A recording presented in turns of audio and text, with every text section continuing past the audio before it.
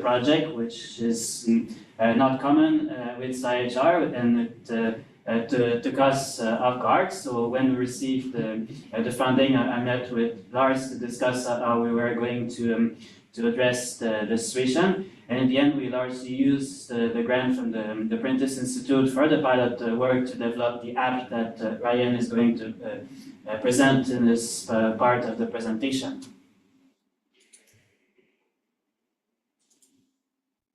So that's the plan of the presentation. I'll give some background very briefly about the project and why physical inactivity in children and youth is a major issue. I'll discuss about the design of the GAC-PAQ project. I'll present data from our 2 literature reviews that we did as part of the project, some data from the content validation of the questionnaire, and Ryan is going to do the most interesting part of the talk, which is demonstrating the application that we developed as part of the project. And I will finish briefly by discussing next steps with the project. All right, so physical inactivity is a major issue, not just in Canada. So what you can see on this image, so the A part is for boys, the B part is for girls.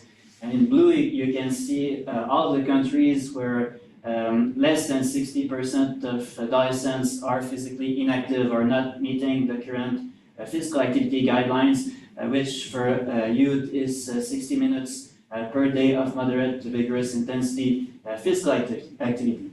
So I don't know if you're like me, but you don't see a lot of blue on the screen, so it's mostly different shades of red, indicating that on average, when we look at all of these countries, approximately 80% of boys and girls are physically inactive. The rate is a little bit lower for boys, but it is still a major problem for boys.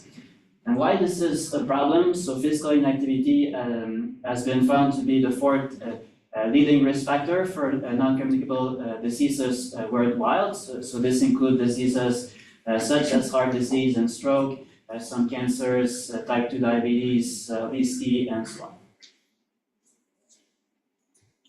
So this leads to our project, and one of the barriers that impede progress when it comes to improving physical activity in children and youth is that currently most physical activity surveillance studies use questionnaires that do not capture all of the domains of physical activity. And what I mean by domains is that physical activity can take place in different contexts in day-to-day life. So it can take place in sports or organized physical activity. It can take place at school through physical education and recess mostly. It can take place when doing chores, when playing actively, and in the case of many adolescents, also doing work. And so most of these questionnaires will not assess all of these domains, and so that is a problem. Another problem is that the questionnaires that are used in most epidemiological studies have been developed in high-income countries, and there has been limited validation work to adapt these questionnaires to the context of low and middle-income countries. There's also limited evidence of reliability and validity of these questionnaires across different geographic regions of the world. So you see on this image the domains that we're assessing with the GAC-PAQ. And that leads me to the objective of the project. So the first one is to develop and assess the reliability and validity of the Global Adolescent and Child Physical Activity Questionnaire, so that's what the acronym stands for. And our second objective is to generate the first available data on active play and outdoor time in many of the participating countries. So these are indicators that are not typically assessed at the global level. And you can see on the image on the bottom left corner of the screen in red the different countries that are taking part in the project. So those were the countries that were part of the original CIHR grant application. And what we can see in green is new countries that were not part of the project originally, but where researchers have been able to secure their own funding to do some aspects of the study. So currently we have Czech Republic and Chile, and we will likely have other countries joining at a later stage of the project. For example, Patrick, who is in the room today, is doing his PhD under my supervision, and he would like to conduct a similar project in Ghana, so that will be another potential country.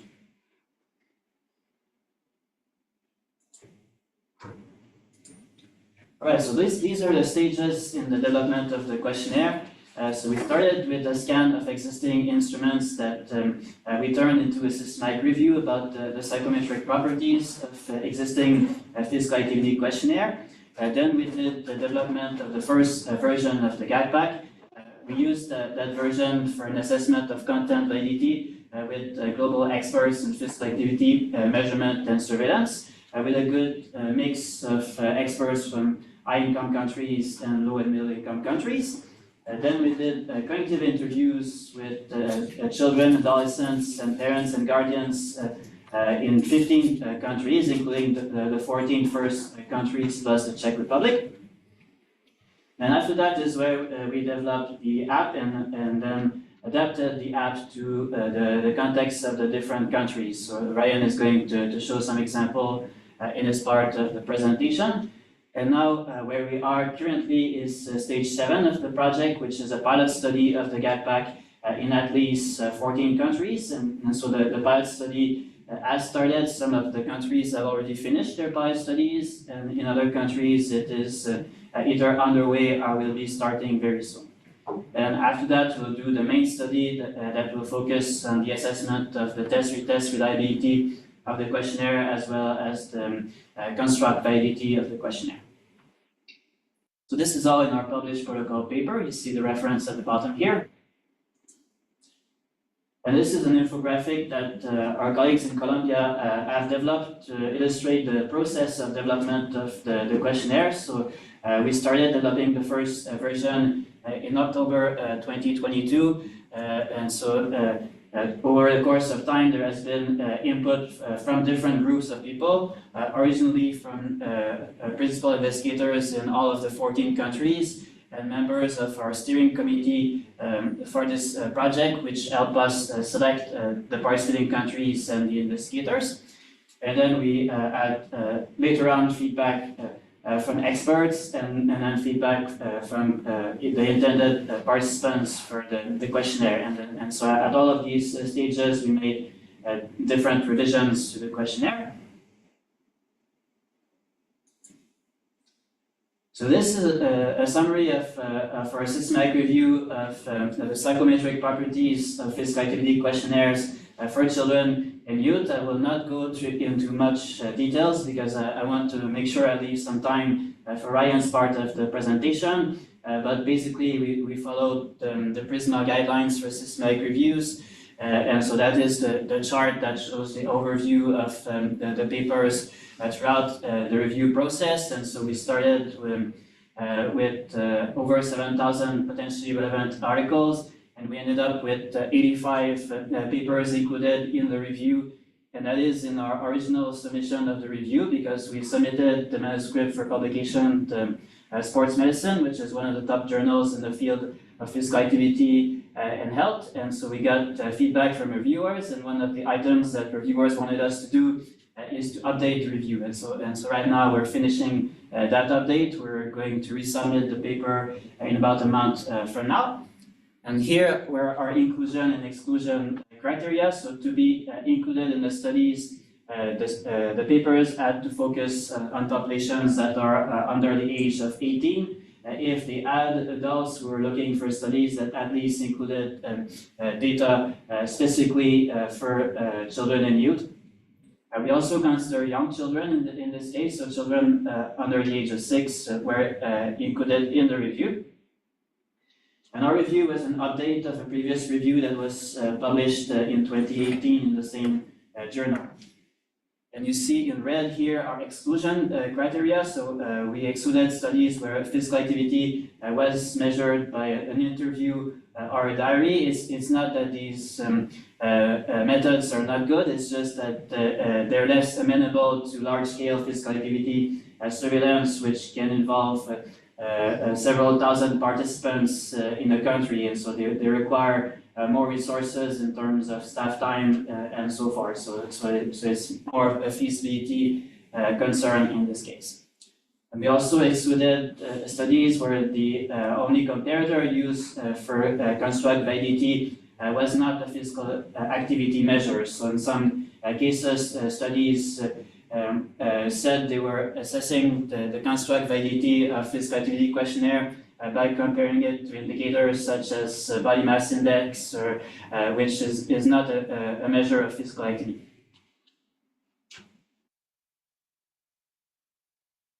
So some of our conclusion here. So, unfortunately, we did not find any questionnaire that met the benchmarks that are recommended in the COSMIN methodology, which is the gold standard for assessing the psychometric properties of patient or participant-reported outcome measures. And they have specific standards for test-retest validity and construct validity. So in some cases, questionnaires met one of the standards, but not the other one. And that is the same conclusion generally for preschoolers, children, and adolescents.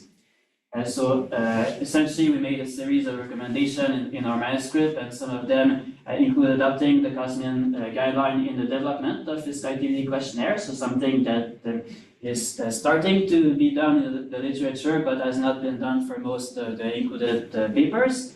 Another one is to conduct rigorous content development studies. So this is an important step of an instrument development, but sometimes it is skipped, maybe because of lack of resources or other things. So sometimes researchers will go straight from the development of the questionnaire to the assessment of test-retest reliability or construct validity. So this is an important step that is often not taken.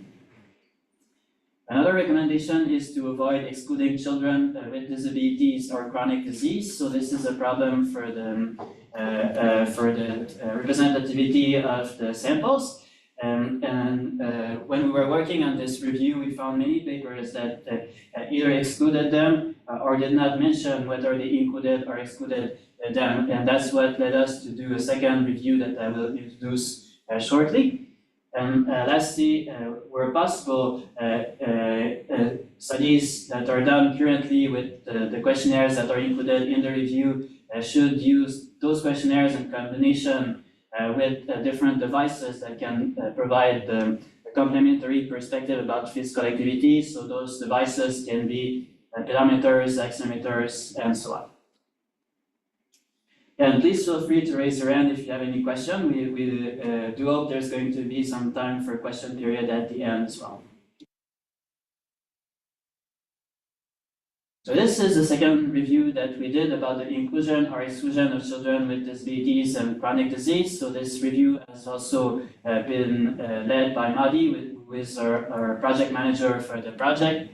And so what we were looking at was to see if those children were included in the studies. And so we found that only 2 out of 10 of the papers that were included in our review, as well as 2 previous reviews that use similar methods, reported if children with disabilities or chronic conditions were included or excluded. So when we look at trends over time, that's the second image that you see on this screen, we see an improvement. So in the first review, only 10% of the papers provided that information. In the last review, it was 32%, so there's an improvement there. However, of the papers that did specify whether they included children with disabilities and chronic conditions or not, more of those said that those children were excluded. So you see about 4 times more cases where the children were excluded compared to included. So those are the findings of our reviews. That led us to the development of the questionnaire, which started with myself, my project manager, Madi, as well as Dr. Marc Tremblay, who is one of the leading researchers in the field of physical activity across Canada and even worldwide. So we started developing the questionnaire in our small team, and then we then seek feedback from members of the steering committee, which include about 12 or 13 members, as well as the principal investigators of all participating countries. And in some of those countries, there are two co-principal investigators. So we had a group of about 30 people that provided feedback initially. Initially, we surveyed them about what were the desired characteristics of the questionnaire. So should we assess the duration of physical activity? If so, how? Same thing for intensity of physical activity. We asked them a question about the organization and the layout of the questionnaire, as well as the recall period, which is the period for which we ask participants to report their physical activity. So depending on the instrument, this period can be the last day or the previous week or a typical week, the past month, and so forth. These are just some examples.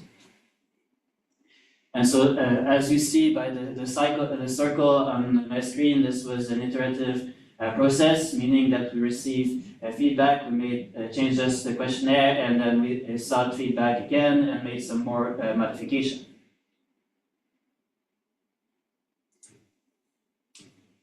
So this led us to the content validation study. So the first one we did with experts. So we invited a bit over 100 experts from the different countries, some that we selected at the coordinating center, but we also asked our steering committee and country investigators to recommend experts that they thought we should invite to participate in this survey.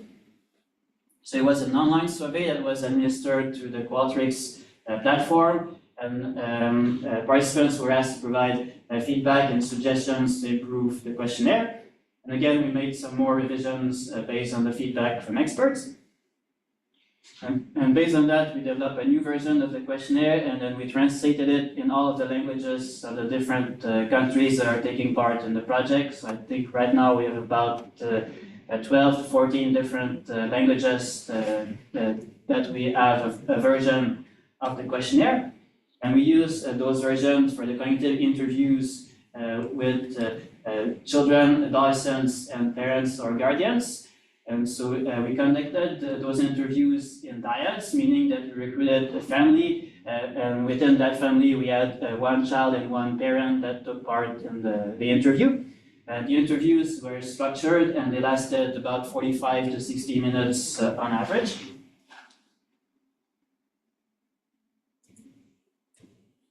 And so these are some results of the content validation study. So this is from the first one with experts, where you can see the dotted line represent the threshold that we determined a priori for the study. So we wanted to get 75% of participants who either strongly agreed or agreed with the items that we proposed. And the darker shades of gray indicate higher levels of agreement. So, for the majority of items, we exceeded this threshold of 75%. There was just one item where we were just a little bit below that threshold, about 73, 74%, and that was an item about work. And so, in their qualitative feedback, the experts, some of the experts questioned the relevance of the work domain for the instrument that we're developing for the target age range of 8 to 17. So, work like employment? Yes, so work and volunteering, which is something that will be more common among adolescents, and of course it can be a sensitive issue too. So there was a few comments about that, and you'll see later on that we made some changes with that. Thanks for the question.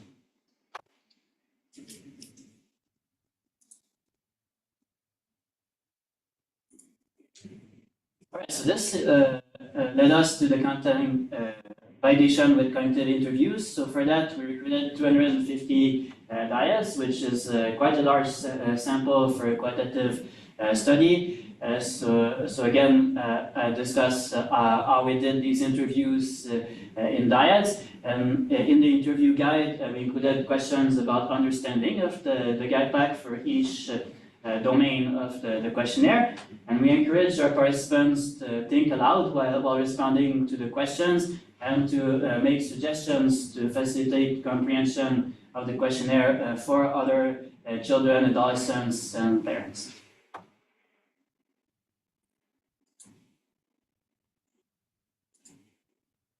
So for the analysis, we use a method that is called framework analysis. So it's a pragmatic approach to qualitative data analysis that allows us to use both a priori and emergent themes, which in our case, their main themes of interest were the challenges in completing the questionnaire, as well as the suggestions from the participants.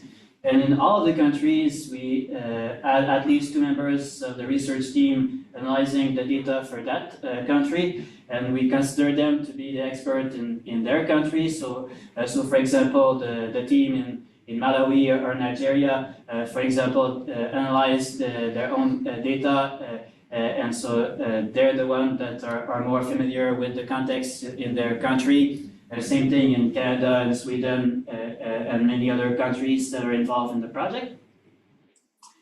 And then these teams from the different countries shared the results with us in the form of a spreadsheet. And then we had, again, 2 members of the research team, which was myself and one of my former research coordinator, who reviewed the feedback from the 15 countries, compiled that feedback, and then we again shared this feedback back to our larger team to make sure that we accurately capture what they meant.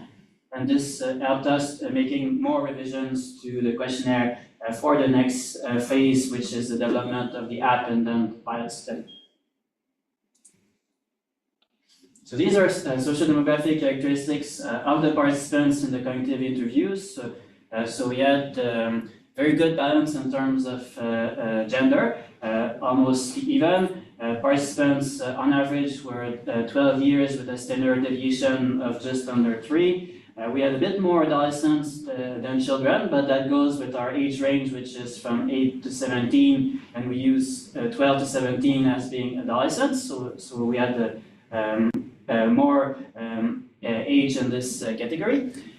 In terms of the parents, there was more representation of mothers, which is common in studies about children's behavior, that you tend to see this kind of distribution. About 3/4 or 4/5 of participants will be the mothers.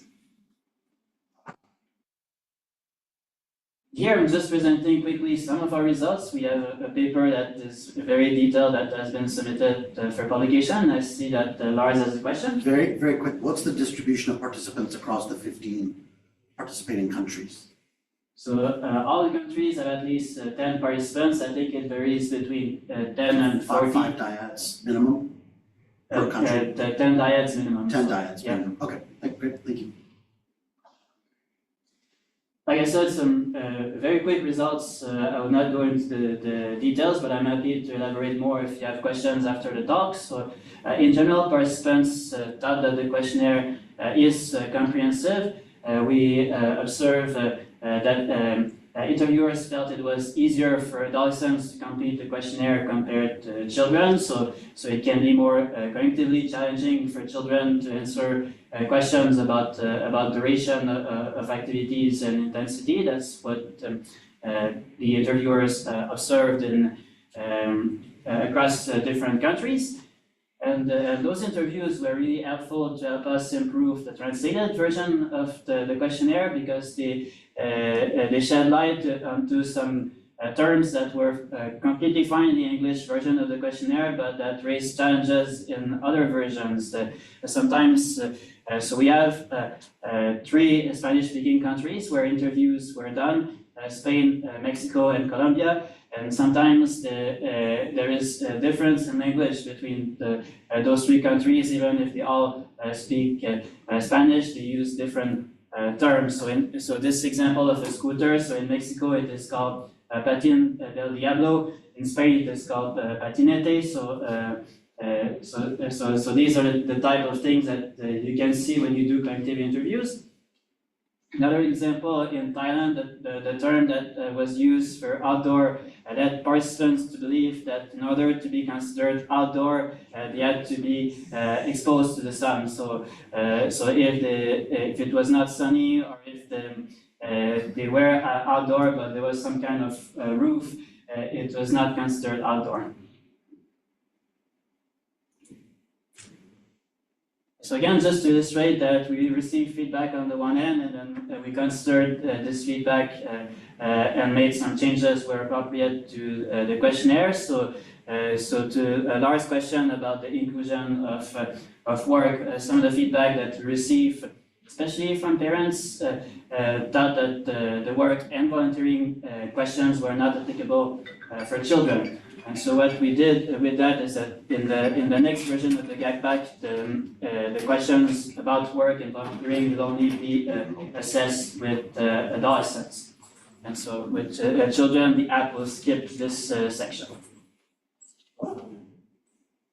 So these are again just a few examples. So estimating duration of and intensity of physical activity was a challenge, and so to help address that somewhat, we had the principal investigators of all countries recommend country-specific examples of activities. So for example, the example of ice hockey will make sense in Canada and Sweden. Maybe in Spain they'll get it, but if we ask about it in Malawi or Nigeria, they might not even know that it exists. So it's good to have examples that are country relevant. So in general, our conclusions were that participants generally believe that the questionnaire is comprehensive, and the cognitive interviews were really helpful in terms of simplifying the questionnaire to make it easier to complete in future phases of the project, and also to address specific wording issues in the different languages. So now this leads me to the next phase of the project, which is stage 5 and 6, the app development and the adaptation. So I would leave the floor to Ryan to continue.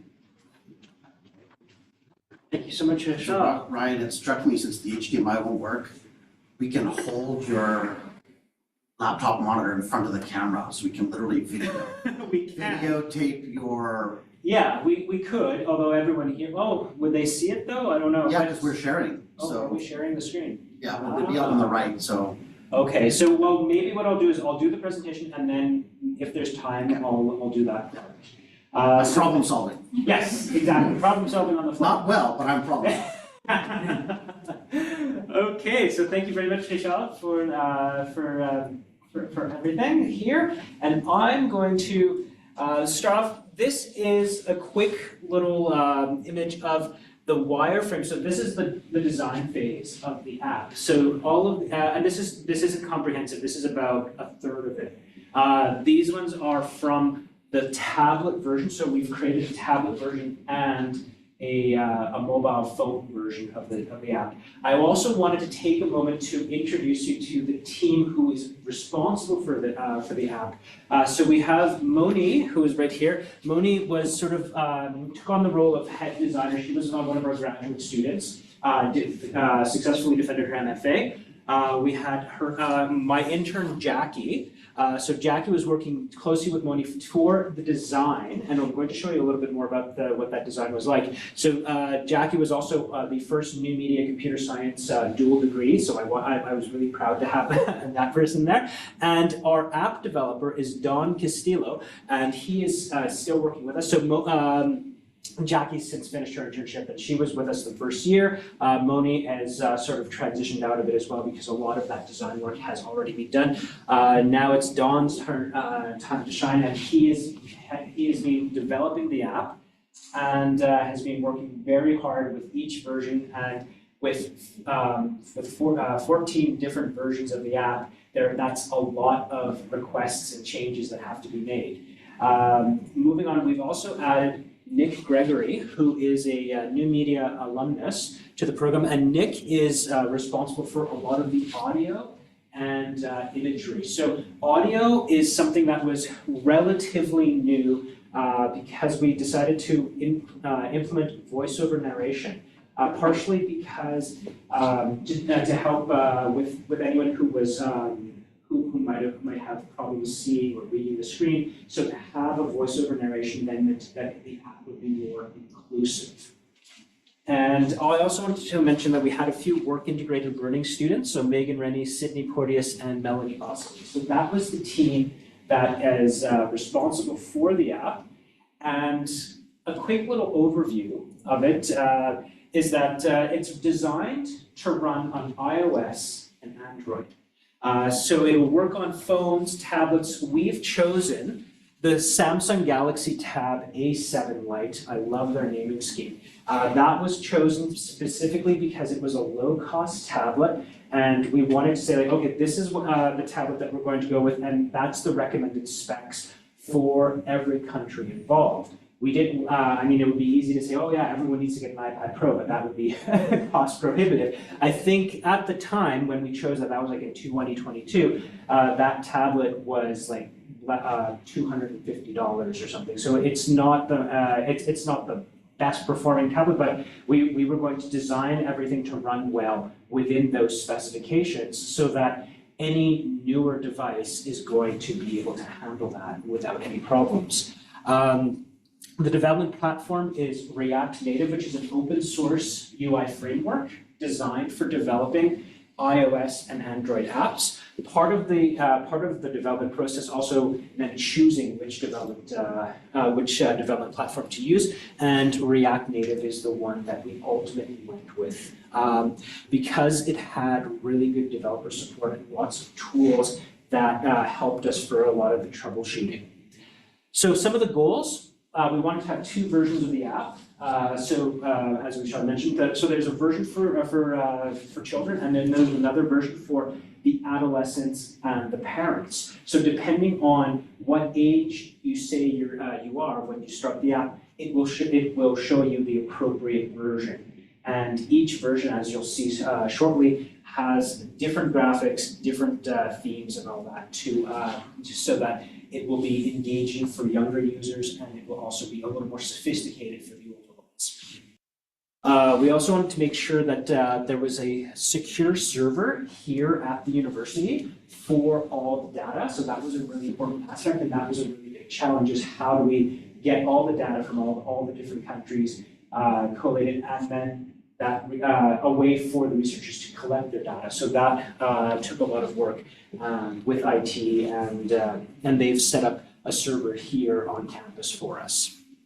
We also wanted the project, or I wanted the project really to be open source so that everything that we developed can be used by researchers for future studies, and that so everything can be built on. So open source, and any students of mine, who've ever taken class with me will know that I'm a very big fan of open source, and that I really want, despite owning a Mac, that I really want to push like the idea of being able to build on that software and share it and fork it if need be.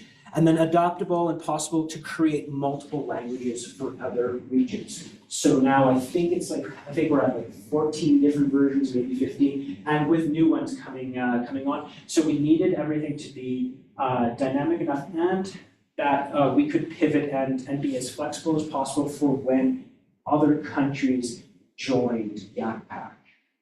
So those are just a few quick notes. And then a little bit about from design to implementation. You can't really see it with the slide, but you'll notice with the children's version of the app, everything has to do with, like, there's a bunny character, and I'll explain why. Because when I was talking to the work-integrated learning students, I mispronounced GAC-PAQ the first time. I kept calling it GAC-PAQ. And then one of the students thought that, oh, it sounds like a jackrabbit, and started drawing a whole bunch of rabbits, and that we we thought, oh, well, they're pretty cute, and did a really good job with that. So we've kept the rabbit thing as sort of a little inside joke. So the design and development started in January 2023.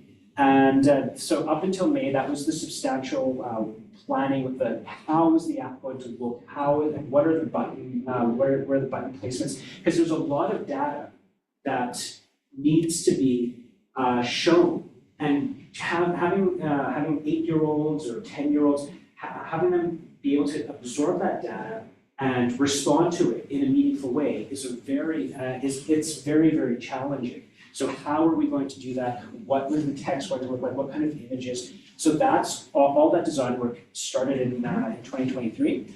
And then as of May, that's when the main software development started. So they took all those wireframes and started to develop the app using what the designers had created. And then also putting together a rough version for the pilot study, which was iterated on to make a more full version of the app. And then the voice narration, that's sort of like my one thing that I'm pretty sure the developers were not too happy when I said, you know, we really should have voice narration in on this, because that wasn't one of the original goals, and I sort of just threw it on them at the last minute. But by the way, this would probably be a good thing so that we are more inclusive. And I'm pretty sure they cursed me out for a while on that one, because it turned out to be a much larger challenge than anticipated. So coding the app to match the wireframes was sort of the easy part, because the back-end and the logic were very tricky. Some of those challenges were keeping the information saved in a state for previous pages, optimizing memory to prevent crashes, because we want to make sure that the app doesn't crash while it's out in the field. We want it to be as robust as possible. And we had to maintain a reasonable app size for the respective app stores, because this would be distributed on the Google Play Store and the Apple's App Store. The server here at the university was needed, and we also had to develop a system to show the researchers how they can log in and get their data and export it and all that. And it was surprisingly how difficult it was to publish the app to the app stores. Anytime you say that you're working with children and you're doing a research project, it seems to automatically go to an actual person. So it's not getting like verified by robots. It's like a person, and it took the Google one was actually a lot longer. It took like about 2 or 3 weeks for them, and there was a lot of back and forth with that, and we had to show that this was a legitimate thing, and lots of we had to, I think, send them some of the research data too. So that was so they were very, very interested in that. Same with Apple, but Apple, I think it only took about 4 or 5 days for that, but Google was very meticulous about that. And we weren't expecting that. We thought that it would be like, oh, it'll take about 24, 48 hours. And then it's like 2 weeks later, we finally got approved. So, with the designs, a little hard to see, so I'm going to jump to the next slide in a bit. But we were looking at the kids' design. You might see some of the bunny logos and all that stuff, carrots. So the idea was that we tried to gamify it a little bit for the children. So they got carrots by filling out each section of the app. So they wanted to make sure that, oh, well, I'll get all the carrots to feed the bunny and stuff like that. So there was that element of gamification to it to help encourage them to continue using it. Just to show you what the app now looks like. So if you're on your phone, you have the GAC-PAQ app, and it brings up the first page, which is you choose your language, and this way, you choose it based on your country flag. So it'll show them all up there. You say, okay, well, this is my country, and then this is the language. So some countries, like ours, we have an English and a French version, and then and then we have several different English versions out there, and each one is slightly different for each region. So you choose the region where you are by choosing your flag, and then you move on to the next. Yeah, of course. Why would you have the English translation of the Portuguese or the French? Like, oh, if somebody's going to say which language are you speaking, and they're speaking French, yes, they're not going to need it to be translated to English. It's because right now you'll notice that the Canadian English is selected. If you were to select Portuguese, it will change that to say everything in Portuguese. Perfect. So it does change. So it's dynamic, and it'll dynamically change. When if anyone wants to stick around, I can show you how that works in person. So if I happen to tap Chinese, it'll change everything into Mandarin.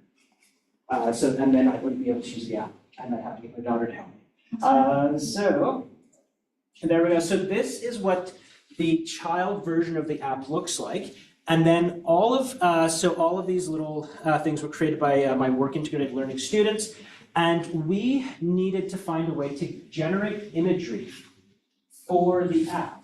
And this was, it sounds like, oh, that's not so bad, just go on like Shutterstock or whatever. Well, we wanted to make sure it was as inclusive as possible, and every region has a different idea of what that means. So in the end, each country sort of sent their guidelines, their preferences for what images that they wanted. And the only way that we were able to really get a grasp of it and create the images was that we actually had to use AI in this sense. So all the imagery that we have here was generated by AI, aside from the little bunny characters. So anytime you have here, anything you see like how the level of activity and all that. So these images are from the Canadian version. I'll show you the other, a few of the other languages, and each region has its own set of images, because each set of researchers wanted them to be representative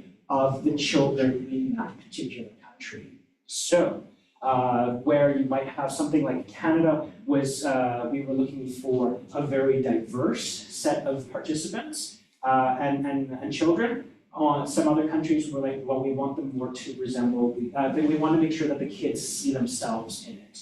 So we needed to make sure that that if you had children in Brazil, that they looked like Brazilian children, and that they were, so it was also fun to see, like, when you type that into a prompt for the AI, it'll just spew out a whole bunch of kids wearing like soccer shirts or something, like Brazilian flags on them.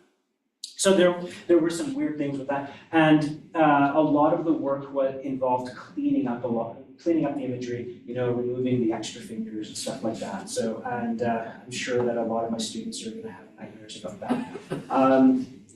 So then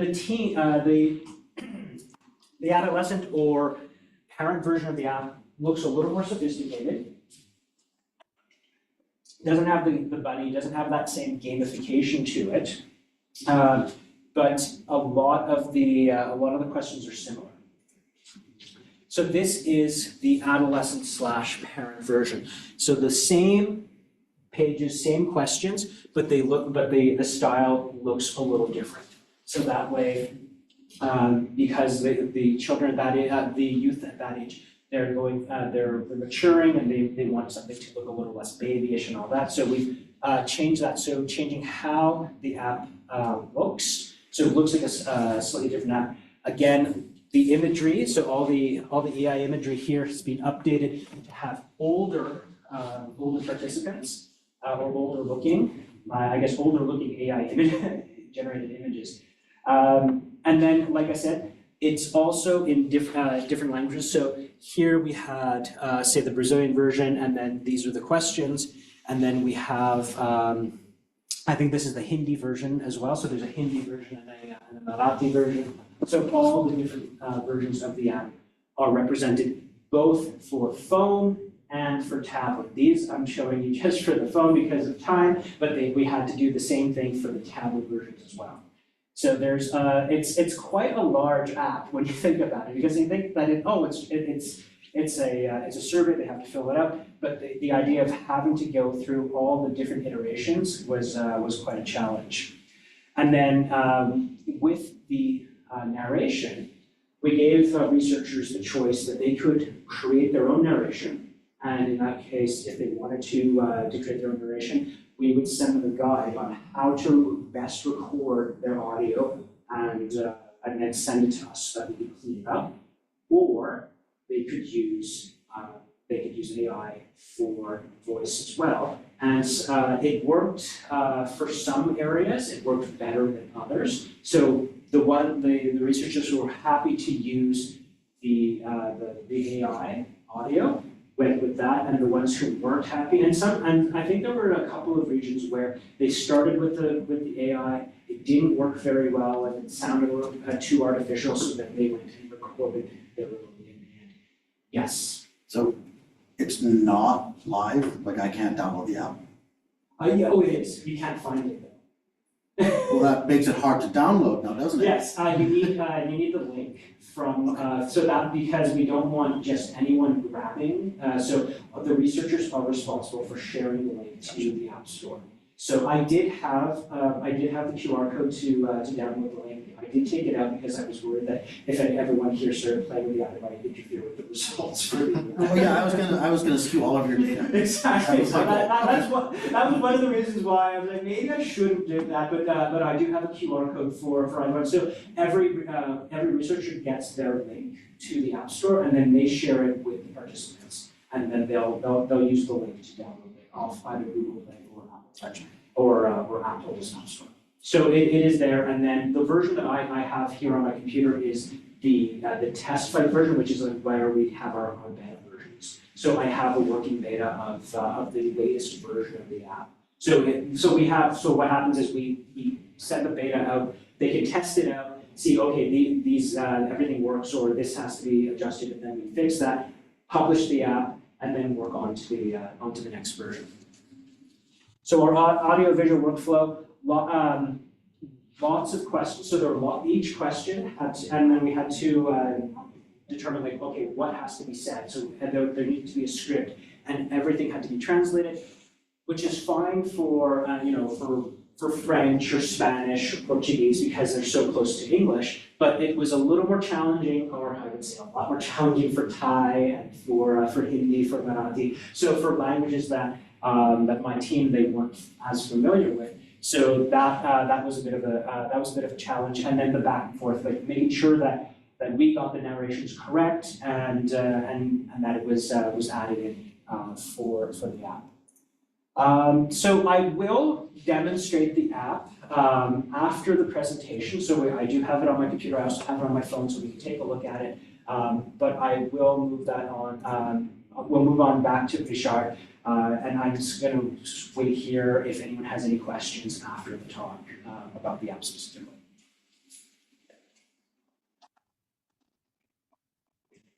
Thanks, Ryan. I know that we're a little bit beyond time due to the technical challenges that we have, so I'll make it quick to finish the presentation.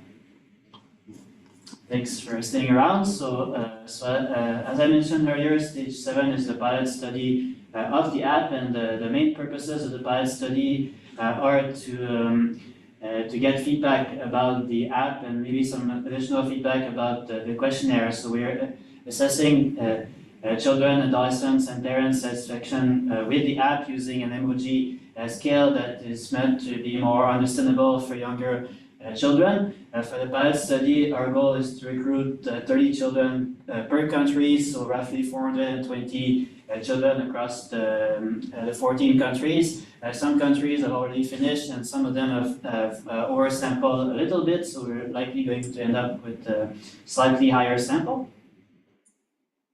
And then we'll make some revisions to the app as needed before we proceed to the main study across all the countries, and that is going to be the larger component of the project. In each country, we want to recruit a sample of 500 participants that is stratified by urbanicity. We want to recruit roughly half of the sample in urban areas, the other half in rural areas, and we also want some stratification by age of the children, so children and adolescents with also good representation of the different sexes. So the recruitment will take place in different settings. I think all the countries will use some schools, but in some of the participating countries there is a substantial proportion of children, and especially adolescents, that do not attend schools. So we'll complement our recruitments by recruiting participants in different places, which can be faith places or sport organizations or summer camp or whatnot. And the sampling strategy will be country specific. So So we understand that there's difference between countries. Some are larger geographically than others. But in all of the countries, we want to recruit a robust sample that maximizes variability so that we can give the app and the questionnaire a robust test. And what you see here is ActiGraph. So ActiGraph is the axiometer that we have for the project. So it's a small device. It looks like this, and it's worn on the waist, just like you would wear a pedometer. So you have a belt that you can put the axiometer on. And so the children and adolescents will be asked to wear the axiometer for 9 consecutive days. So it will measure physical activity during this period, and when the period will be over, they will bring back the axiometer, and then they will do the retest of the questionnaire. So that's how we plan to do it. So in conclusion, the app-based global adolescents and children physical activity questionnaire project aims to facilitate comparison of physical activity indicators between and within countries across different regions of the world. This will generate a very large data set that could help us identify some novel solutions or ideas to address the physical inactivity crisis that I was mentioning at the beginning of my presentation. It will also help us develop capacity for large-scale physical activity surveillance in some of those countries where this is not so common. We will also develop a tool that could be readily used in device-based surveys using mobile phones or tablets or other devices. And with the app, we aim to facilitate the reporting of physical activity for younger children and also people with lower literacy levels. So this is our published protocol paper. An acknowledgement, so lots of acknowledgement here in terms of funders. You see different logos that contributed funding for the project or funding for some aspect of the project, such as hiring summer students and whatnot. So big thanks to all of them. I also want to thank the University of Lethbridge through Chinook Awards, Alberta Innovates, and Universidad Pablo de Olavide in Spain. For providing support for students. Again, thanks to the app development team under Ryan's leadership and all the students and investigators that have been involved in the project, as well as Oris and the University of Lethbridge finance department. So this has given them a lot of work. And thank you all for attending. This is part of our team, maybe not even half of the team when we had our team meeting at the beginning of the project in Sweden. So we're leveraging the fact that there was an international physical activity conference that many of us were going to attend anyways. Thank you, and I'm happy to stick around for questions even though we went beyond time. No, we do have time for some questions. I'll just stop the screen share so we can sense.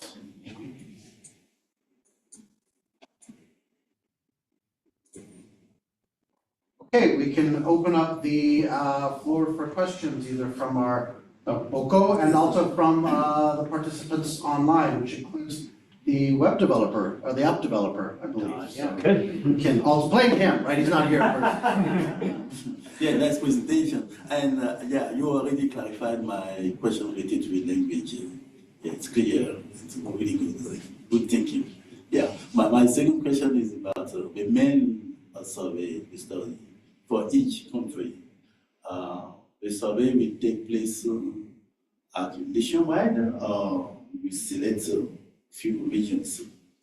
Yeah, the sampling strategy will vary between countries. It's not going to be a nationally representative sample in the countries, but we want to make sure we capture variability by recruiting from urban and rural areas, males and females, children and adolescents, and also trying to purposely recruit places where there's higher versus lower social demographic status. Okay.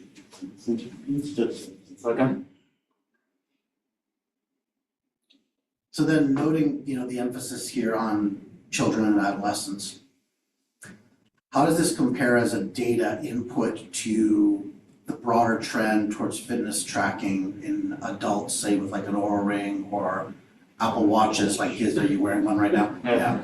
Two right now. So you're giving your data away, right, to a certain degree. So is there, like, what's the long-term trajectory, not just for the instrument, but for sort of the role of physical activity tracking or surveillance? Because we have sort of the crowdsourcing model, then you have your small, lots of limitations, high cost to data collection of this form. What's the longer term direction that you see this going in? Yeah, that's a very good question. So one of our goals would be to make this questionnaire that we're developing available for it to be used in nationally representative surveys, and these can include those that are done in Canada. So as part of our steering committee, we have representatives from the Public Health Agency of Canada, as well as Statistics Canada, who play a role in some of our health surveys. Later, in the past year, I was asked to present the project at the World Health Organization headquarters in Switzerland. So they're interested in the project as well, because they realize that there are some challenges with the way they're measuring physical activity in their surveys, which include the health behavior in school-age children survey in about 50 countries, as well as the global school-based health survey in about 100 countries, mostly lower and middle income countries. So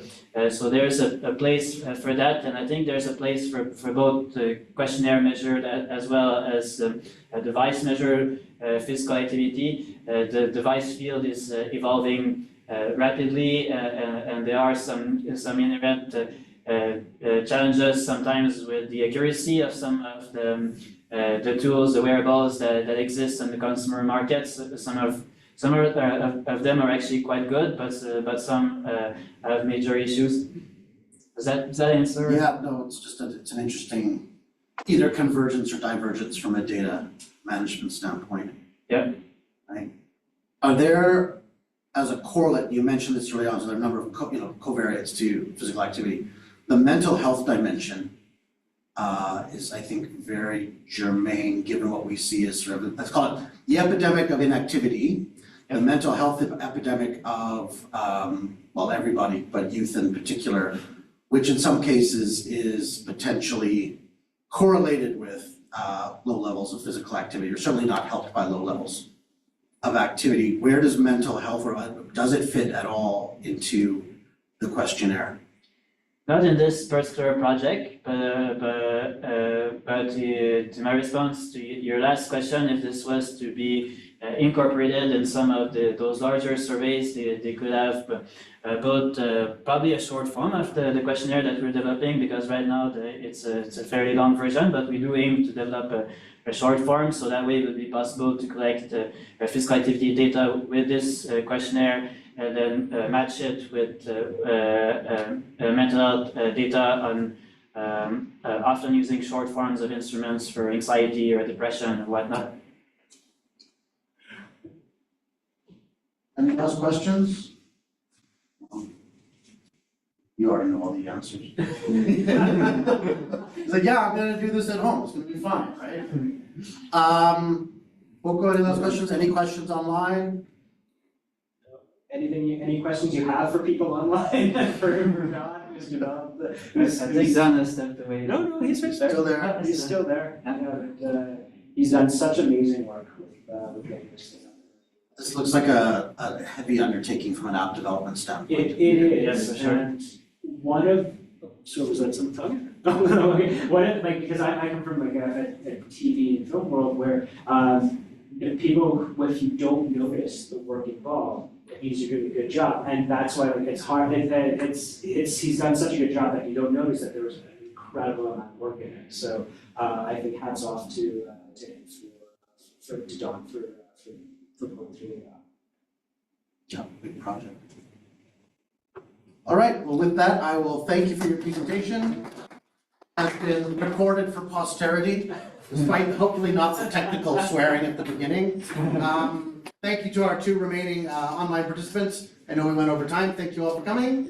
And best of luck with this exciting project. Thanks a lot. Fascinating work. Okay, thanks for the funding again and for having us.